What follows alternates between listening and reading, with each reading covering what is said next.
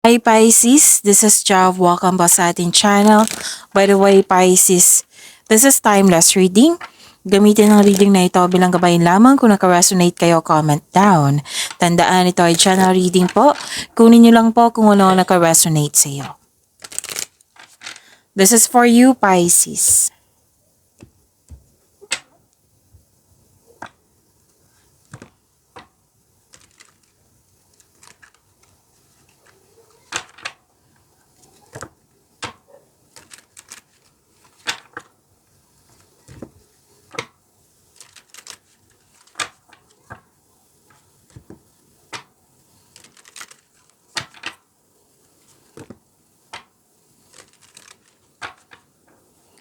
Para po ito sa iyo, Pisces.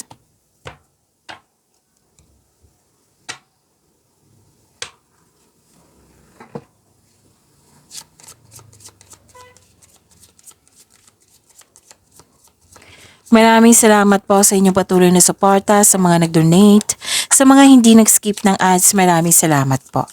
Sa mga hindi pa nag-subscribe, subscribe na po kayo at click bell notification para malaman nyo na may bago tayong video. Para sa mga gusto magpa-reading, comment po kayo ng personal reading. Again, comment kayo ng personal reading and check my reply sa comment section.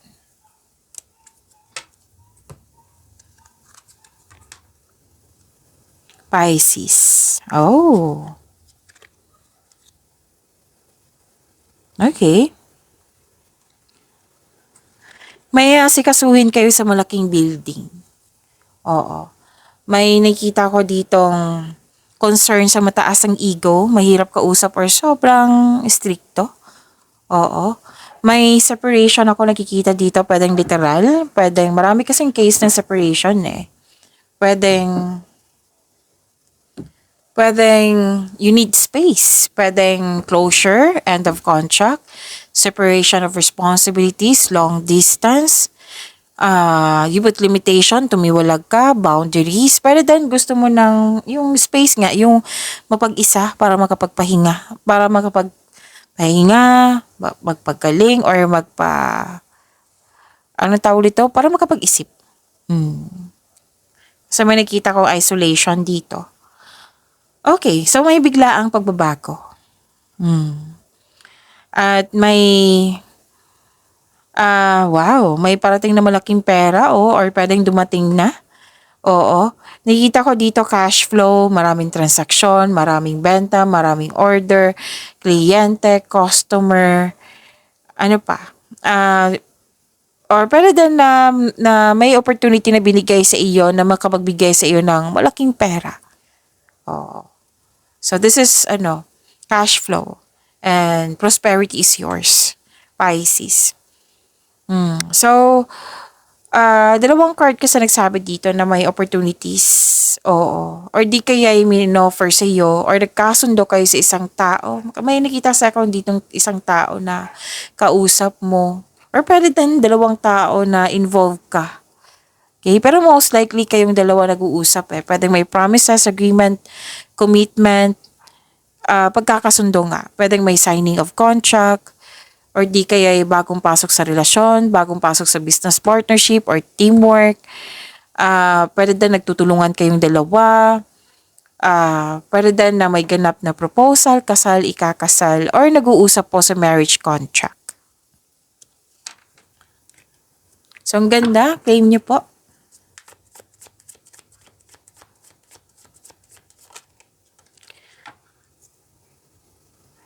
This is about your energy, Pisces.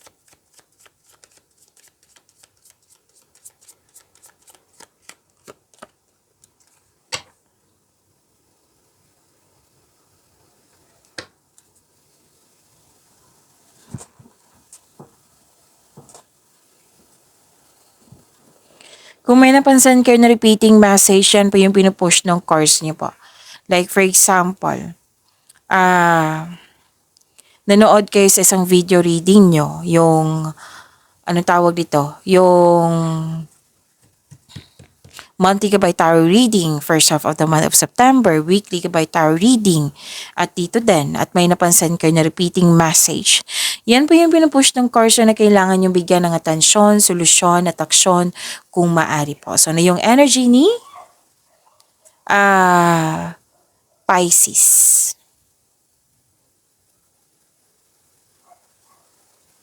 Wow.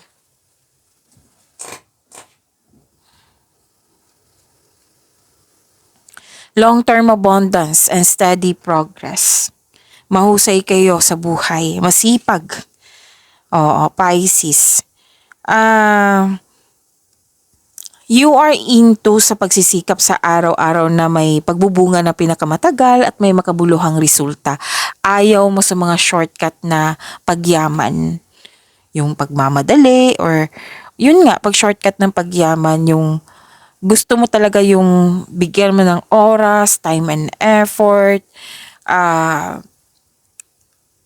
bahala na matagal yung resulta, basta worth it. Yan. Gusto mo yan.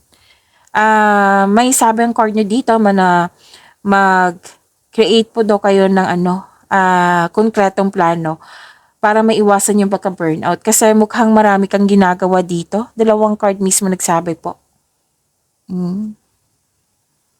Gumawa kayo ng konkretong plano para maiwasan yung pagka-burnout. Parang yung routine mo, magiging tagumpay po siya. So, most likely, trabaho to. Pero pwede na naman, sa relasyon or sa personal life. Kasi nakikita ko dito na kaya ka nagsisikap kasi may sense of stability.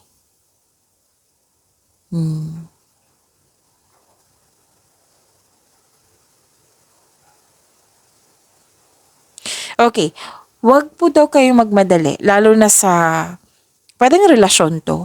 Oo, pwedeng sa kaibigan, pwedeng sa relasyon nyo, sa buhay mag-asawa. Basta may nakita ko ditong parang nagmamadali. So, ang advice ng card na take things slow. Okay? Kasi minsan, di ba, may example lang po na kailangan may ganap ngayon, bukas dito, ito na naman. Kasi you're very excited sa inyong relationship. Pwede sa kaibigan to or sa buhay pag-ibig talaga. Sa relasyon. So, take things slow lang. Relax lang po. Huwag magmadali. Pwede din sa career and money to, yung nainip ka. Oo, nainip ka kasi mukhang nag-invest ka na matagal yung resulta. Mabagal yung resulta. Kailangan po ng mahabang pasensya, sabi ng yung card. Kasi nakikita ko naman dito na check naman yung resulta, yung masaganang resulta. Kung hayaan mo lang itong magbunga, magtiwala. Wag mong i-pressure yung sarili mo. Basta tinanim mo, tapos malaki ang tiwala mo sa tinanim mo na magbubunga ito. Kasi nakita ko naman you are very confident So, kailangan mo lang talaga na maghintay at habaan ng pasensya. And be realistic about your expectation. Okay?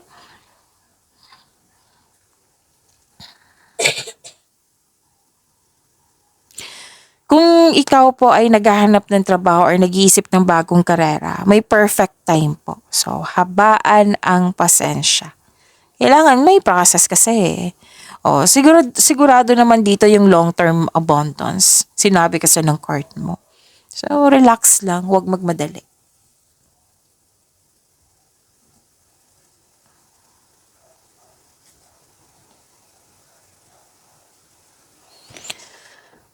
Okay.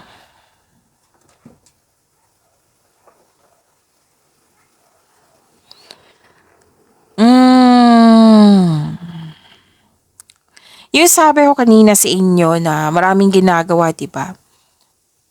Kung hindi pa kayo na burnout ngayon, sikapin nyo talaga na magkaroon kayo ng time management. Okay? Kasi ang ilan sa inyo dito, tanggap ng tanggap na wag mag-say yes. Kung hindi naman akma sa inyong schedule kasi kitang-kita ko dito yung burnout. Pwedeng parating to or naganap na. Kung parating pa ito na hindi pa nangyari yung burnout, Importante talaga yung kontratang plano, time management po. Iwasan natin tong burnout na ito. And pay attention kasi may nag-say yes ng yes dito na alam naman natin na 'di ba pag sobra na nakakapagod 'yan. Mas mapapressure ka niyan. Pero dan may dinadala kang mabigat na bagay. Ngunit malalampasan mo rin ito. Magtiwala po, Pisces. This is only temporary, just keep on going. Masyadong busy oh. Wow. Pag-aaral ba or trabaho? Huwag niyo daw kalimutan na maglaan kayo ng oras sa inyong sarili, sa partner or sa family. Nakikita ko yung hard work mo dito kasi most of you, breadwinner, maraming umaasa sa inyo. Pwede din yung sabi ko sa inyo na pinipressure mo yung sarili mo kasi may umaasa sa iyo. Relying on you for emotional and financial support. Pwede. Yan ang dahilan yung sa pagiging hard worker mo. So kung super busy ka na, Miss Job, na burnout na talaga ako. Ask for help kung pwede po. Pero malapit mo na naman matapos yung mga ginagawa mo. Kaya after nito, for sure, magra-rest day ka, magbabakasyon ka. Kasi completion of cycle ang sinasabi dito.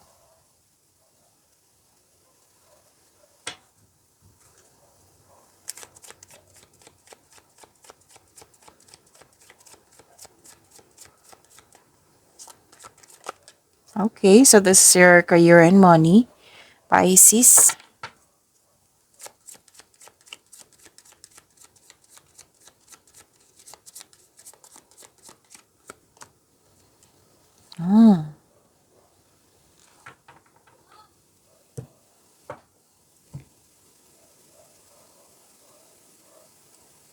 So may repeating number dito. Kita nyo? 1010. So, 1010 angel number.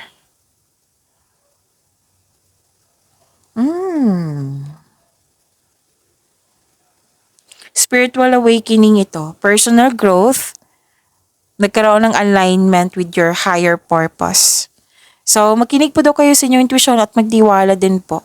I-maintain nyo po yung positive mindset nyo, Pisces. And prepare yourself kasi may new beginning dito kasi may pagtatapos po. Dalawang card na nagsabi dito tapos papasok na kayo sa new beginnings. At may parating na opportunities. Itong new beginnings na ito, sasabay yung opportunities po. And granted din yung manifestation mo. May divine presence po. Okay, so spiritual awakening, may growth. So, makinig kayo sa inyong tuition. You are divinely guided, Pisces. And granted din yung manifestation mo. And yun, maging handa sa new beginning. Maintain the positive mindset. Divine support. Kitang-kita ko dito. At may mensahe dito sa love and relationship. New beginning and growth sa mga marelasyon. May growth. May growth po, may pag-level up. It might be like for example, magkakaroon ng kasal, engagement, pag-level up sa inyong relasyon. Pwede din na from immaturity, naging matured na. Pwede din.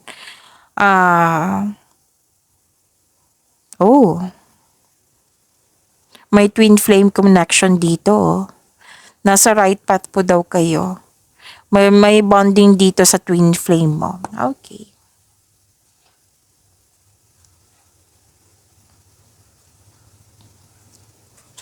So let's go back to your career and money, Pisces.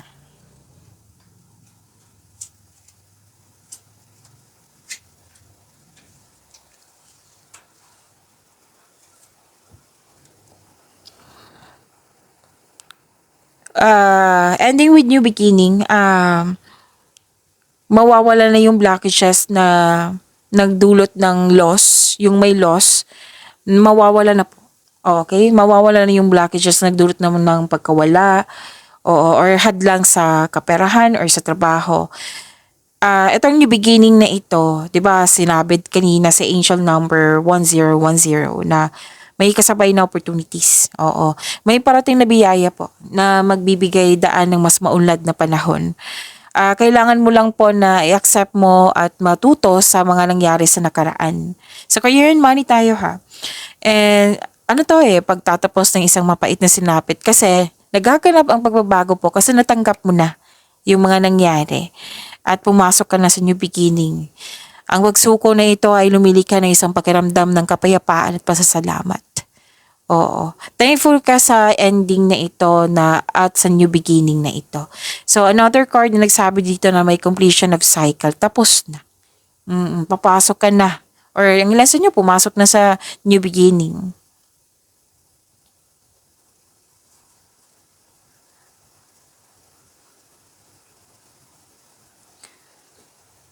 May celebration din ako nakikita dito. May celebration kasi nabuo or nakumpleto na. Tatlong card na mismo nagsabi dito ha. Natapos, nakumpleto na, tapos ng project. Kung ano man yan, mga ginagawa mo dyan. May gantimpala kang matatanggap maaring money or promotion or recognition. Promotion, pagtaas ng kita, sweldo allowance or ng iyong posisyon. Yun, bakasyon yung nakikita ko dito. After nito, di ba, sabi ko sa inyo kanina sa energy nyo na for sure, magbabakasyon to si Pisces. Ginawa mo nga. Gagawin mo to or ginawa mo na nangyari na or mangyayari pa lang.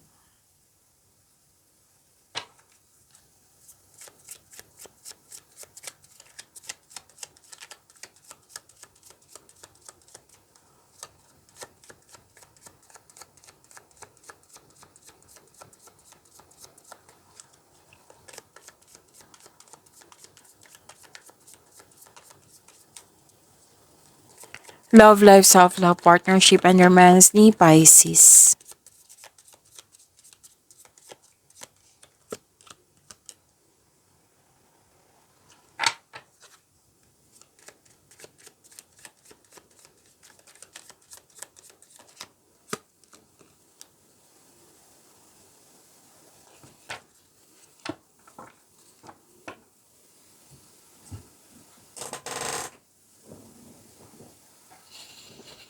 Sa love life, self-love, partnership, and romance ni Pisces.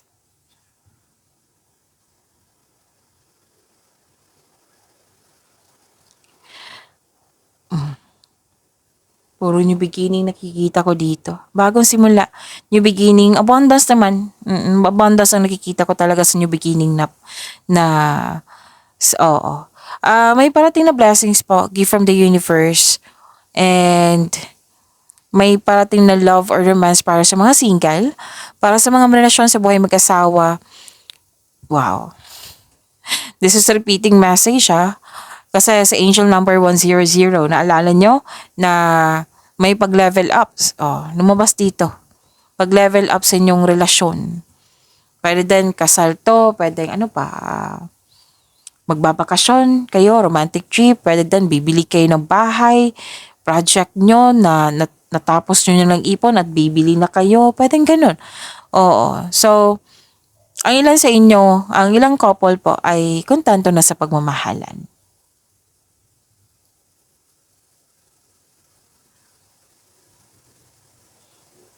Para sa mga single, naging hard worker ka. Oo, walang enough time for yourself. So, sabi ng card dito, bigyan ng oras yung sapat na oras sa iyong sarili, sa kapwa mo. Pati din sa partner, oo, sa mga relasyon sa buhay mag-asawa. Kasi mukhang hindi kayo nagkaroon ng pagkakaunawaan dahil sa lack of time. Okay, so kung hindi pa ito nangyari, sikapin nyo talaga na mag-usap kayo para maging healthy yung connection nyo. Mag-usap, mag-bonding, yan. Magkakaroon naman ng pag-uusap po at may pagkakaayos na mangyayari. Okay? Basta panatilihin na maging totoo sa isa't isa. Huwag kang mag-iwan, basta sabihin mo lahat yung mga concern mo kung concern iyan. O, wag mong iiwan yung isa, lahatin mo. Kung pwede, para, 'di ba? Magaan na yung loob mo, magtutulungan kayo para maging maayos 'yan.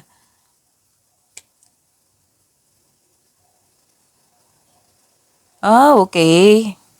Sa mga relasyon sa buhay mag-asawa, may sekretong mabubulgar eh. Nagkaroon kayo ng honest conversation. So, dalawang card yung mismo nagsabi dito ha, na mag-uusap talaga kayo. Sa mga single, malalaman mo lang yung totoong intensyon ng isang tao sa iyo. Malalaman niyo po yung sekreto niya. Yes, kasi malakas ang iyong intuition. Pagyamanin niyo po yung blessings sa binigay sa inyo. Pisces, see you tomorrow. Maraming salamat po.